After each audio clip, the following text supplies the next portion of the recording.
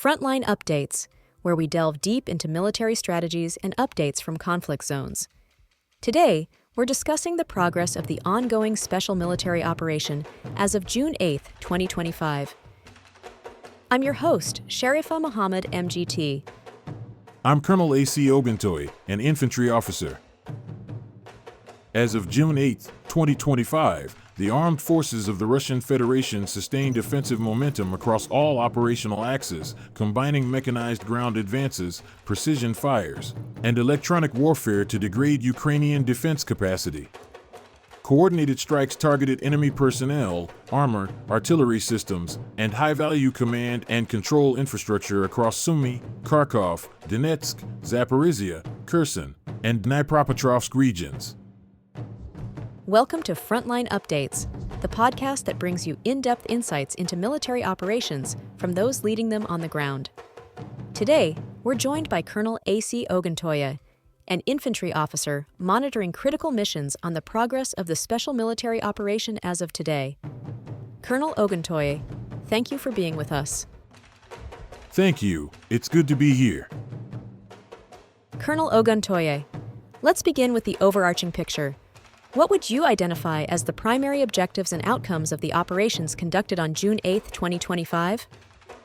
The operations conducted on June 8th were both cumulative and decisive in nature. What I mean by that is they built upon the momentum achieved in previous days, while also marking clear inflection points, particularly the liberation of Zaria and the breakthrough into Dnipropetrovsk by our 90th Tank Division.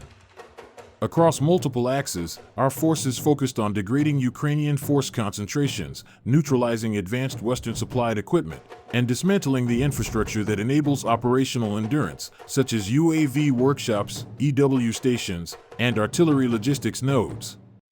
Importantly, we observed continued Ukrainian reliance on mixed brigade defenses, ranging from mechanized to coastal defense formations, and our operational structure is designed to exploit the seams in those hybrid defenses.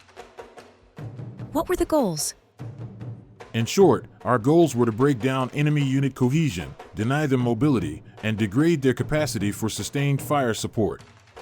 Judging by the results, liberated territory, destroyed enemy platforms, and heavy personnel losses on their side, we've moved closer to that objective. Let's talk about the North and West Group actions first, especially around Sumy and Kharkov. What was significant about these engagements? In Sumy, the North Group confronted a highly dispersed Ukrainian presence, Ranger, Marine, mechanized, and airborne assault units, often operating in decentralized fashion across small settlements like Pisarevka and Sadki. While this structure may offer tactical flexibility, it also suffers from coordination vulnerabilities, which we exploited using combined arms integration, infantry, armor, and indirect fire support coordinated in real time. One of the more important achievements was the destruction of a Ukrainian material warehouse and an EW station, which not only reduced their logistical throughput but also diminished their electromagnetic situational awareness. That impacts their UAV operations and their ability to detect and respond to our movements. And the West Group of forces?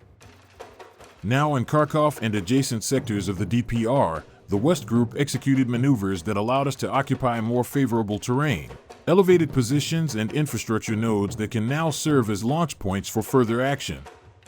Importantly, we knocked out a range of enemy vehicles, including a US-made M113 and a Cossack armored platform. The presence of Cordis electronic warfare systems also tells us that this was not a lightly equipped force, so their loss is operationally significant.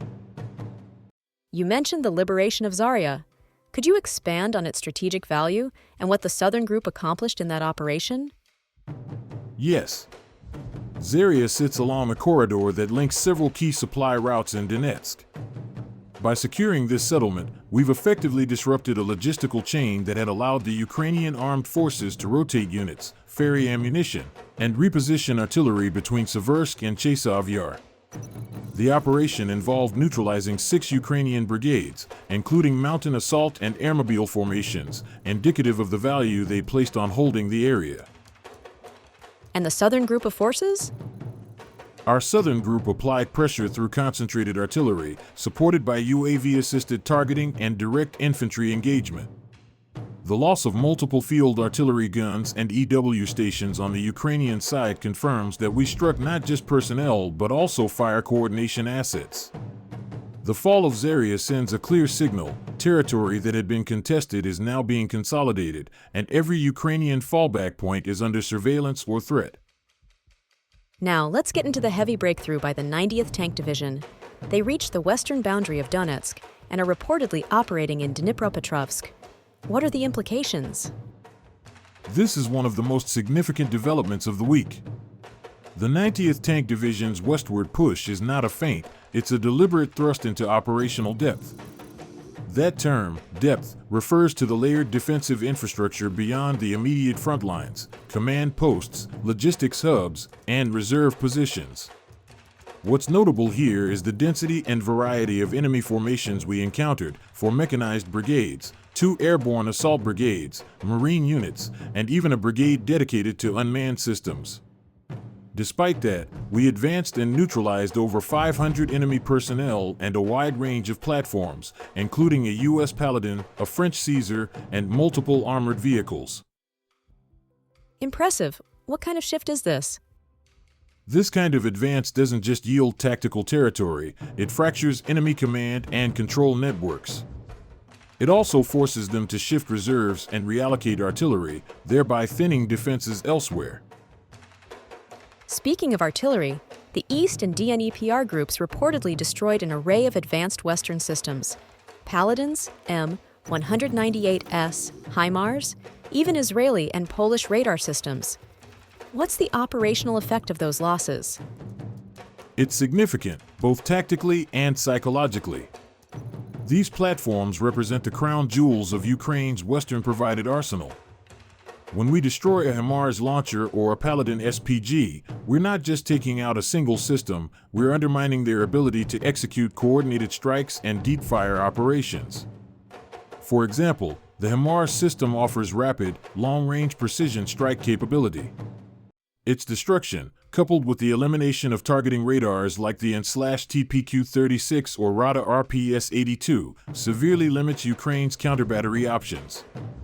It also forces them to fall back on older, less accurate systems, which shifts the firepower balance decisively in our favor. And operationally? Operationally, it reduces their responsiveness and opens gaps in their battlefield geometry. Strategically, it sends a message to their suppliers: these weapons will not survive the depth of our fire's doctrine. Final question, Colonel. Your air defense systems intercepted 131 UAVs in just 24 hours, 73 of them outside the Special Operations Zone. What does this tell us about the evolving threat environment? It highlights 2 critical points. First, the persistence of the UAV threat. Ukraine is investing heavily in drone surveillance and kamikaze drone platforms to offset their losses in conventional artillery and aviation. These drones are cheap, mobile, and hard to detect. But they depend on a robust control and relay infrastructure, which we're actively dismantling. Second, the fact that 73 of those UAVs were intercepted outside the combat zone speaks to a deliberate campaign to target our logistics and rear area command posts. But our layered air defense architecture, integrating radar, EW, and kinetic interceptors, is adapting rapidly. We're not just responding to drone threats, we're anticipating them. Colonel, thank you for providing such a detailed briefing on the current military situation. Your insights are invaluable to our understanding of the conflict's dynamics. And thank you to our listeners for tuning in. Join us next time as we continue to provide up-to-date coverage on global military affairs. Stay with us for more updates and expert analyses on global defense and security issues. Stay informed, stay secure. Thank you for the opportunity. Today, Rwanda has withdrawn from a regional bloc, ECAs, due to a dispute with the Democratic Republic of Congo, accusing the organization of favoring Kinshasa. The war between the NATO-backed rebel group, the March 23rd movement, and the DRC flared up in November 2021. In Sudan, the army has reportedly captured the capital amidst a devastating conflict, and the country is also facing a rapidly spreading cholera outbreak. This has been Frontline Updates. Subscribe for daily military briefings and in-depth strategic analysis. Visit our platform for maps, transcripts, and exclusive frontline updates from commanders in theater.